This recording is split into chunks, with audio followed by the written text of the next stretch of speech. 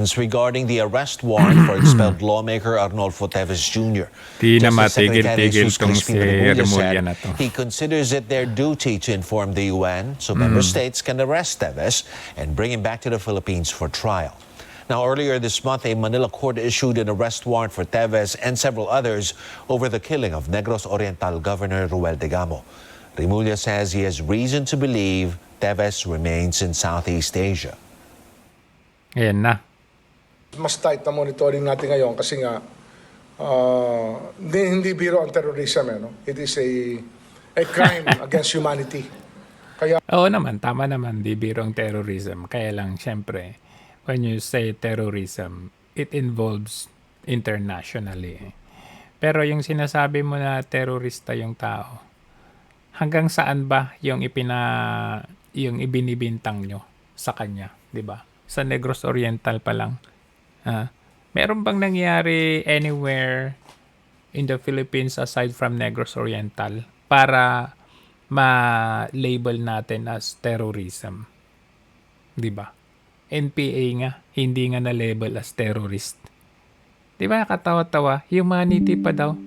ito talaga sinisikap natin na alertuhin ang buong mundo sa bagay na ito. Under the ASEAN, we can actually ask them more upfront about what's happening. Sat-sat ng sat-sat. Ayan na. Ang daming sat-sat. Pinoprotektahan umano ng ilang local warlords si expelled Negros Grabe. Oriental Representative Arnolfo Arnie Teves Jr.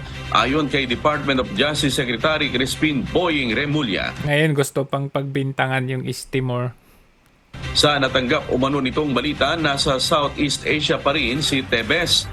Sa ngayon, tinitingnan na anya nila ang paglapit Iyon ang balita sa amin. Parang marites ang datingan, ha? Akala ko ba may intel kayo?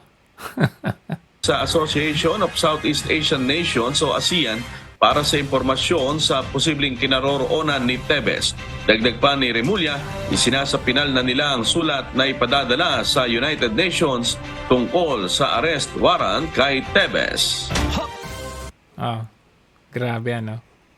Hindi na matapos-tapos yung personal na attack nitong si Remulla. Kasi kung tutuusin ano, ang sabi niya, alam niya kung saan yung tao. Pero, yung datingan, sabi niya, yun yung balita sa amin.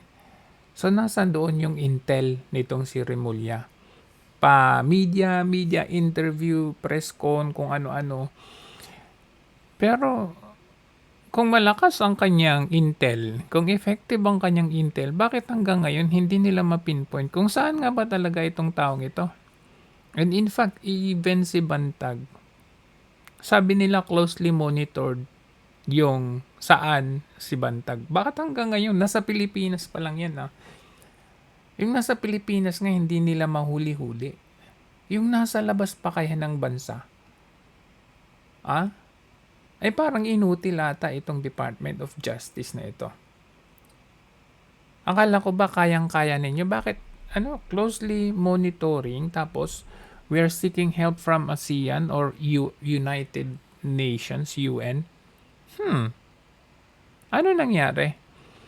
Kung na-designate nyo as terrorist at may warrant of arrest, dito automatic kayang-kaya na ninyo itong i-report sa, dati nga sabi, Interpol.